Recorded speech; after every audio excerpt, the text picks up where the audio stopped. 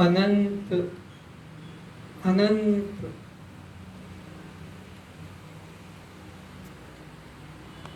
सृष्टियों से यह जीवात्मा भोगते हुए चला आ रहा है।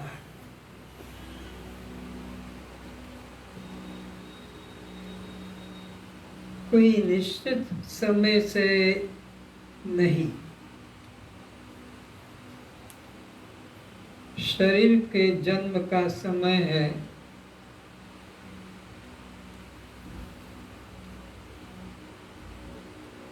लेकिन इन सृष्टियों के आरंभ का आज तक किसी को पता नहीं।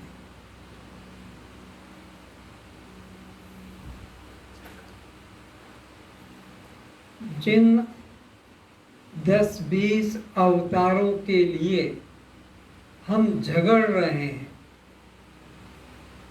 कोई कहता है महावीर बड़ा, तो कोई कहता है बुद्ध बड़ा, तो कोई कहता है कृष्ण बड़ा, कोई कहता है राम बड़ा।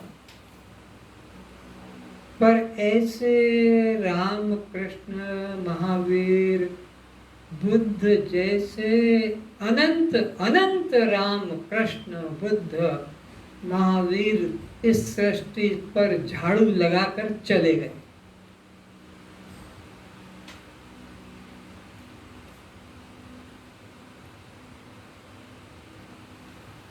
पर हम लोग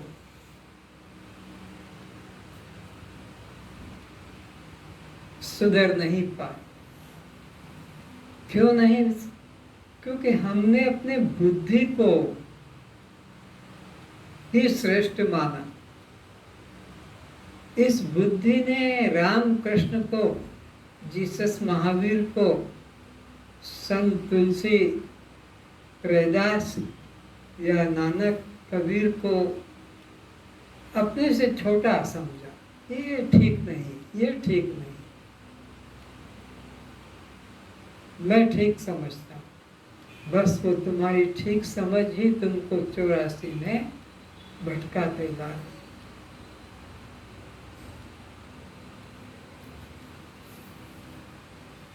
इसी दौरान में अष्टावक्र जी का प्रादुर्भाव हुआ, जैसे तुलसी का हुआ, नानक कबीर का हुआ, दयानंद रैदास का, ऐसे ही अष्टावक्र।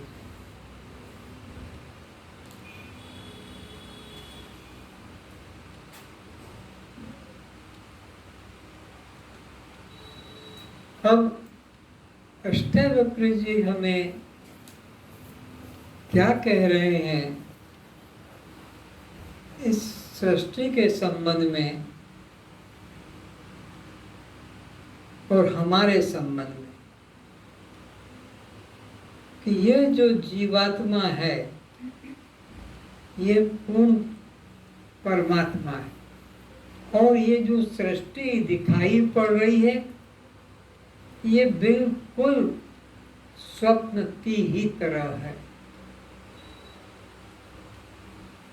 जैसे स्वप्न की अवस्था का जाग जाने पर हमारे साथ कोई संबंध नहीं रहता। स्वप्न में ही जितनी देर जो भी तुम्हें सुख या दुख, लाभ या हानि, मान या अपमान, बस उतने ही देर का संबंध है। लेकिन जैसे बिस्तर पर तुम उठे, नींद टूटी, वो सपने में सब जो था समाप्त हो गया। इसी तरह ये जो दिखाई पड़ रहा है, तू मेरा, मेरा तेरा, बस ये सपने का ही है। या जैसे तुम सिनेमा देखते हो, वहां के कलाकार जो उनको पात्रता दी जाती है जिस तरह की, वो वैसा काम करते हैं, लेकिन वैसा अपने मन में कुछ नहीं समझते, कुछ भी नहीं समझते। भले तुमने उनको राष्ट्रपति बनाया हो कि तुम्हारे कोई संसार का सबसे ऊंचा जो पद है, राजा महाराजा या अवतार रामकृष्ण, जो भी कुछ हो, पर वो अंदर बिल्कुल छूता ही नहीं उनको। जितनी देर वहाँ वो काम करते हैं, स्टूडियो में शूटिंग होती है, उतनी देर उनके मुख से वो विषय आप सुनते हैं, लेकिन अंदर उनको बिल्कुल थोड़ा भी नहीं छूता है। ऐसे ही तुम भी सीख जाओ। ये परिवार एक नाटक है, ये ड्रामा है, और तुम मुख्य कलाकार हो। एक्टर एक्ट्रेस जैसे होते हैं, ऐसे तुम मुख्य कलाकार हो। तुम भी इसी प्रकार पोस्ट लेकर बैठे हो, बाप की, माँ की, भाई की, बहन की, या सास की, ससुर की, इसी प्रकार। बस ये इतनी देर व्यवहार चलाने, जितनी देर तुम इसमें रहो, व्यवहार खत्म हुआ कि तुम अपने स्वरूप में आ जाओ।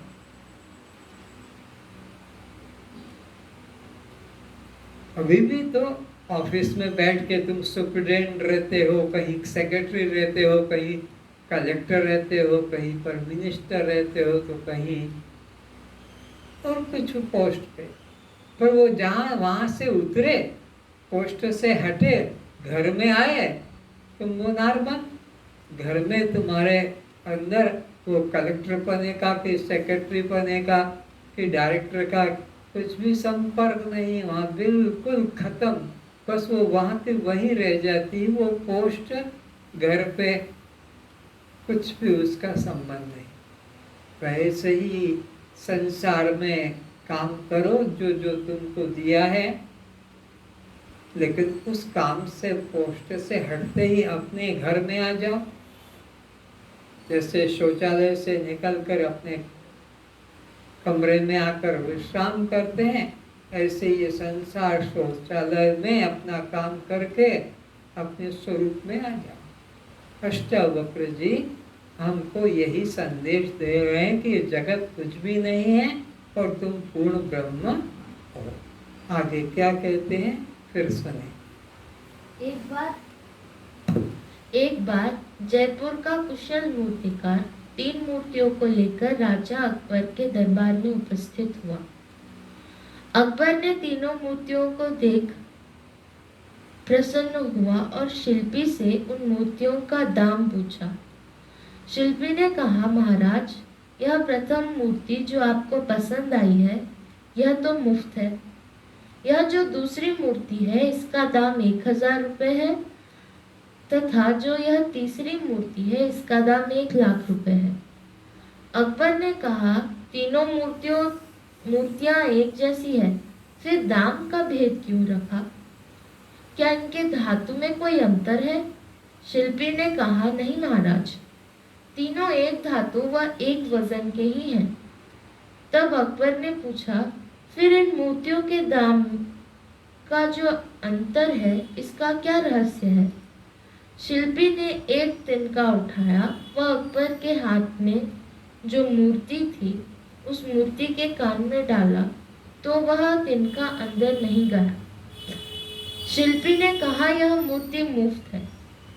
दूसरी मूर्ति में जब तिनका घुसाया, तो वह कान से होकर मुंह से बाहर निकल आया। शिल्पी ने कहा, महाराज, यह विशेषता के कारण इसका मूल्य 1000 है। तीसरी मूर्ति के कान में जब तिनका डाला, तो वह अंदर हृदय में उतर गया, बाहर नहीं आया। शिल्पी ने कहा, इसकी विशेषता से यह मूर्ति 1 लाख रुपए की है। ये जो 3 मूर्तियों का यहाँ पर वर्णन चल रहा है, यह श्रोताओं की स्थिति को बताया जा रहा है कि श्रोता कैसे होते हैं। तो 3 तरह के श्रोता होते हैं।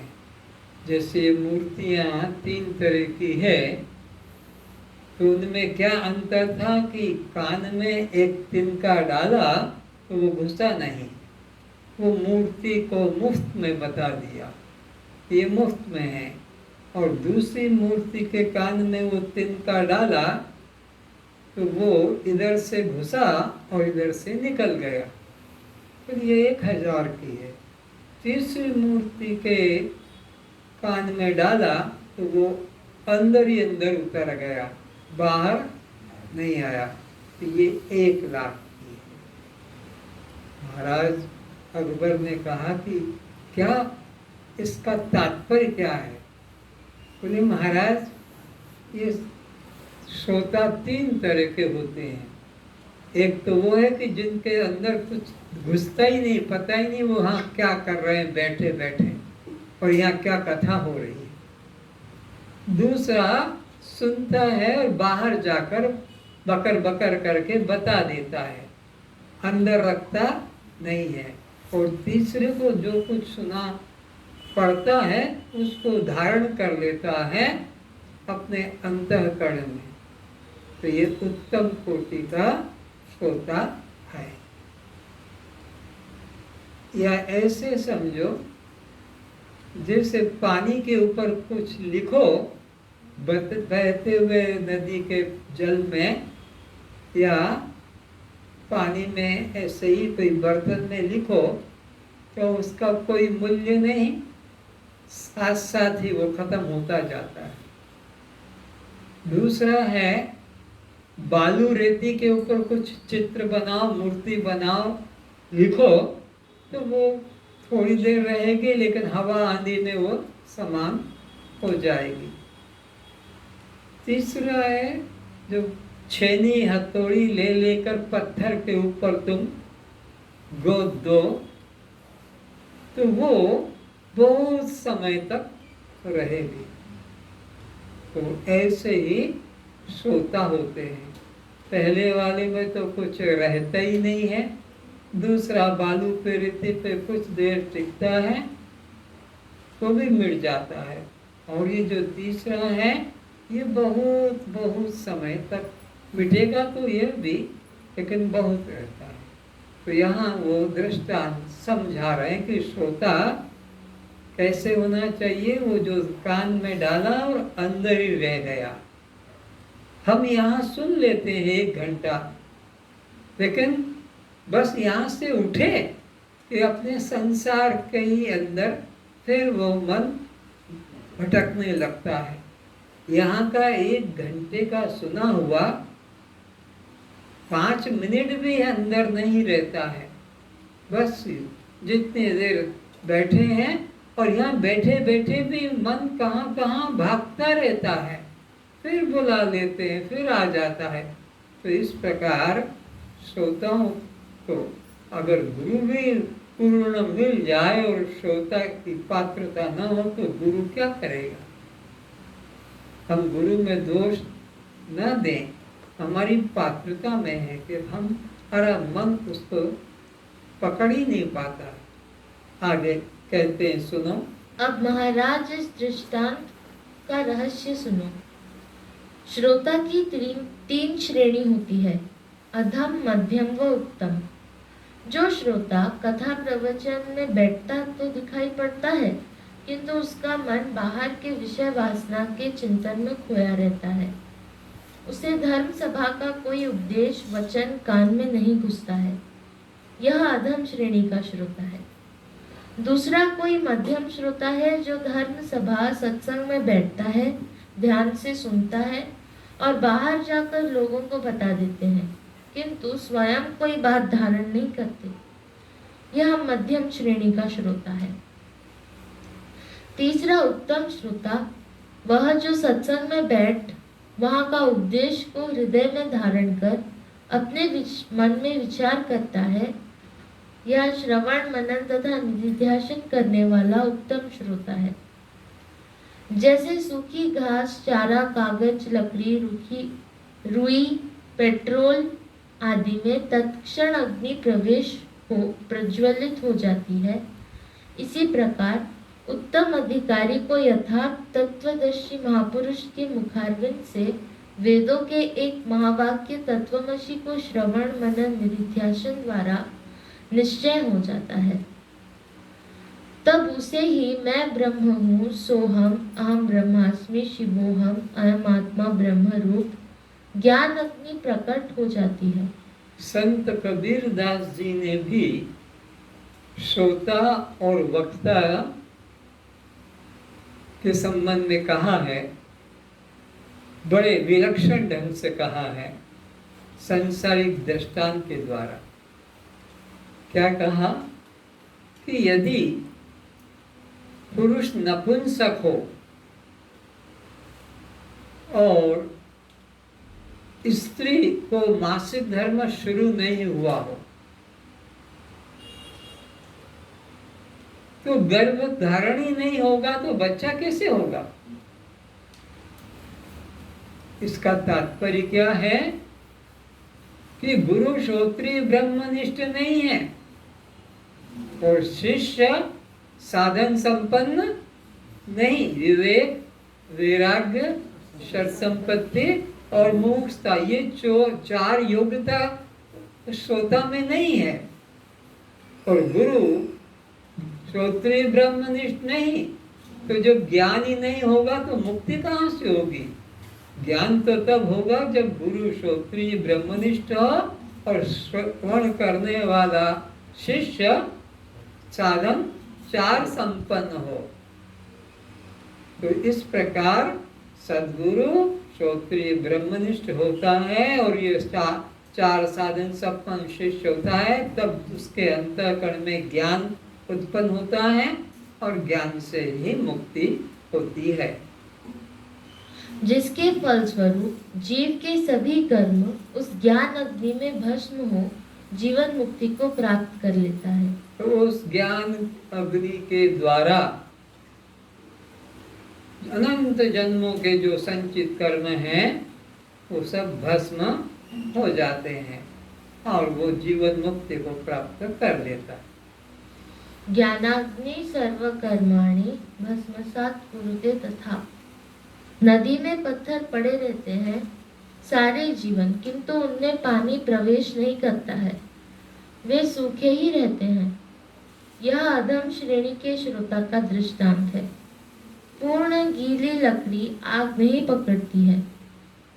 नदी में कपड़ा पड़ा रहता है तो वह भीतर बाहर एक रस भीग जाता है, किंतु बाहर निकालने पर कुछ देर बाद वह सूखी हो जाती है। यह मध्यम श्रेणी के श्रोता का दृष्टांत है। कुछ गीली लकड़ी देर से आग पकड़ती है। नदी में मिश्री नमक डाला जाता है तो वह फिर उसमें घुल जाता है, बाहर नहीं लौटती है। यह उत्तम श्रेणी श्रोता का है। और 3 दृष्टांत दिए जा रहे हैं। एक तो ये कि नदी में हमेशा पत्थर पड़े हुए हैं पर उनके अंदर पानी की बूंद भी वो अंदर सूखे के सूखे ही हैं।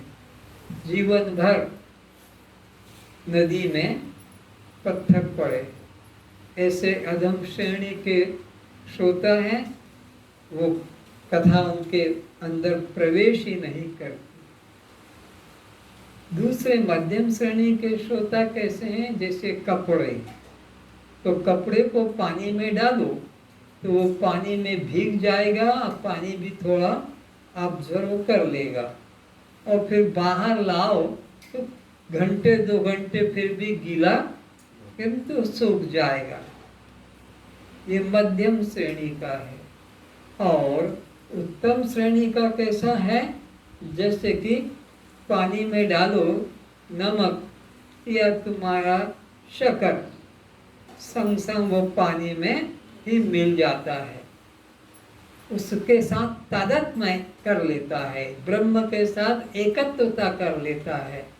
तो यह उत्तम श्रेणी का है और मध्यम श्रेणी का अपना थोड़ी देर कीर्तन भजन का आनंद ले लेता है, वो भी फिर संसार में ही भटकता है। लेकिन ये जो तीसरे श्रेणी का है, नमक की तरह या शक्कर की तरह पानी में डालो, वो पानी में ही एक हो जाता है। तो ब्रह्मविद ब्रह्मयो भवति, ब्रह्म को जानकर गुरु के द्वारा वो खुद ब्रह्म रूप हो जाता है।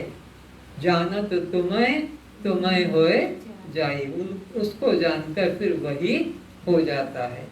इस प्रकार से अष्टावक्र जी विभिन्न दृष्टांतों के द्वारा तीन तरह के श्रोताओं का यहाँ पर विचार जागृत कर रहे हैं। इसी प्रकार उत्तम ज्ञानी गुरु द्वारा तत्वमसि महावाक्य सुनकर अपने को ब्रह्म रूप ही अनुभव कर लेते हैं। तत्वमसि बस गुरु के द्वारा सुना और अंदर विचार जग जाता है, अहम ब्रह्मास्मि या शिवोहम सोहम, उसे देर नहीं लगती है। आगे वह पुनः देह भाव को प्राप्त नहीं होता है। नदी सागर में मिलकर सागर हो जाती है। नदी सागर में अपने अस्तित्व को समर्पण कर देती है, तब वह क्षुद्रता से विराटता को प्राप्त हो जाती है। नदी अपने को मिटाए बिना कभी सागर को प्राप्त नहीं हो सकेगी। सागर में मिलकर नदी को अपने उद्गम स्थान, मार्ग एवं नाम का स्मरण नहीं रह सकेगा कि मैं कहाँ से बहकर किस मार्ग से होकर सागर में आकर मिली हूँ। नदी अपनी क्षुद्रता का समर्पण कर देती है समुद्र में, तो वो विराट समुद्र हो जाती है। फिर नदी वहाँ नदी नहीं रहे, और उसको ये भी फिर स्मरण नहीं रहता कि मैं इतनी दूर से, इतने ऊंचे पहाड़ से उतर कर आई, इतने कठिन मार्गों से निकल कर आई, इतनी सर्दी गर्मी वर्षा, कुछ भी स्मरण नहीं रहता। अगर नदी को स्मरण रह जाए कि मैं इतनी दूर से आकर अब समुद्र में मिली, तो वो नदी समुद्र में मिली ही नहीं, अभी दूर है। क्योंकि जब मिल जाएगी तो फिर कहने को अलग से उसका अस्तित्व बचेगा ही नहीं। तो जो ब्रह्म में मिल जाता है, अहम ब्रह्मास्मि सोहम शिवोम, ऐसा जिसके अंतःकरण में भाव जग जाता है, फिर वो ऐसा कभी नहीं कह सकता कि पहले मैं अज्ञानी था, पहले मैं बद्ध था, पहले मैं जीव था, पहले मैं कलेक्टर था, कि पहले मैं इंजीनियर था, मैंने उनका त्याग कर दिया, फिर गुरु के शरण में आकर ज्ञान पाके अब मैं मुक्त हो गया हूँ। तो सोचो अभी ये ब्रह्म से बहुत दूर है, क्योंकि इसको ये कैसे स्मरण रह गया कि पहले मैं कलेक्टर था, कि डायरेक्टर था, कि सेक्रेटरी था, और फिर गुरु से ज्ञान लेकर और अब मैं मुक्त हो गया। फिर बचने को कुछ रहता ही नहीं है कहने को। तो अगर उसको स्मृति है पूर्व की, तो अभी वो पूर्णता से दूर है। पूर्णता से अगर मिल जाएगा, पूर्ण हो गया, तो फिर अपनी अपूर्णता का उसको याद भी नहीं रहेगी। ऐसा बोध सागर में मिलकर नहीं रह सकेगा। यदि अपने नाम रूप का बोध है तो अभी सागर से बहुत दूर है। नदी केवल सागर का स्वप्न देख रही है। इसी प्रकार जीव जब ब्रह्म स्वरूप का साक्षात्कार कर लेता है, तब उसे अपने जीव भाव का स्मरण नहीं रह सकेगा। जीव भी बना रहे एवं ब्रह्म भी रहे, इस प्रकार द्वैत स्थिति आत्म साक्षात्कारी नहीं कि नहीं है। यदि भिन्नता है तो वह जीव ब्रह्म से अनंत दूर है। ब्रह्मानुभूति होने पर जीव भाव समाप्त हो जाता है।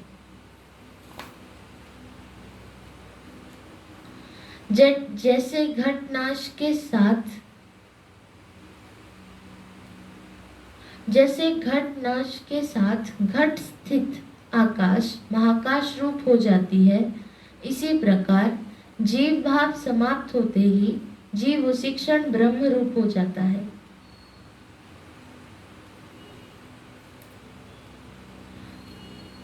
पंचदश प्रकरण। अष्टावक्र उवाच यथा तथोपदेशेन कृतार्थः सत्त्वबुद्धिमान् आजीवमपि जिज्ञासुः परतत्र विमुह्यति। अभी अष्टावक्र जी ये समझा चुके हैं कि जिसने पूर्णता का अनुभव कर लिया फिर उसको अपने पूर्व स्थिति का स्मरण नहीं रहेगा। पूर्णता से अभी वो दूर है।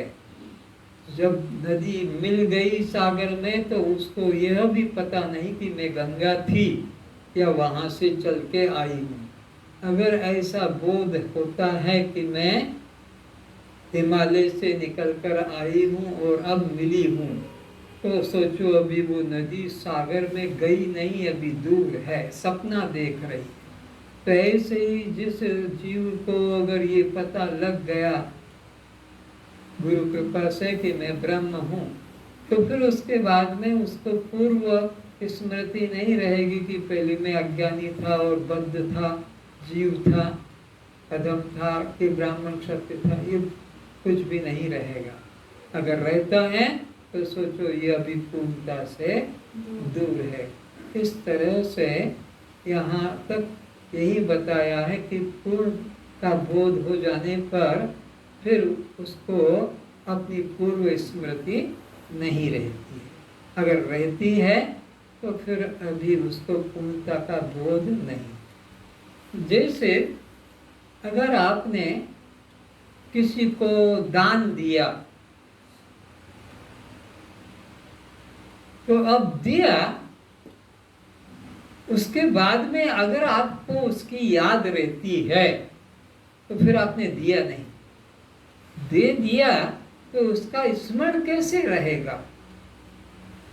अगर आपने किसी का कोई उपकार किया तो कर दिया, बात खत्म।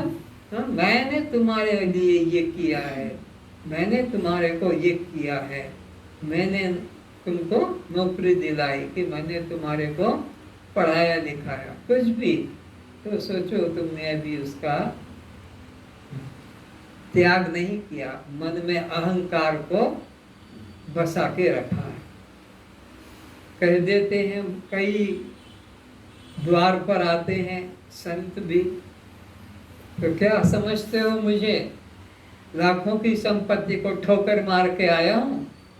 तुम्हारे द्वार पर भीख मांगने के लिए नहीं आया हूँ। तो लाखों की संपत्ति पे ठोकर मार कर आया है भैया, तो ठोकर ठीक से नहीं लगी। ठीक से लग जाती तो वो तो उधर रह जाती, इधर कहाँ से आती?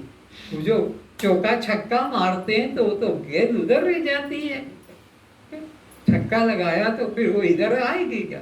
तो ऐसे ही अहंकार अगर बना है तो सोचो इसने अभी त्याग किया नहीं। अष्टावक्र जी जनक जी को पुनः उपदेश करते हैं कि जैसे श्वेतकेतु को उद्दालक मुनि ने 9 बार तत्वमसि महावाक्य का 9 उदाहरण द्वारा बोध कराया कि तू ब्रह्म है।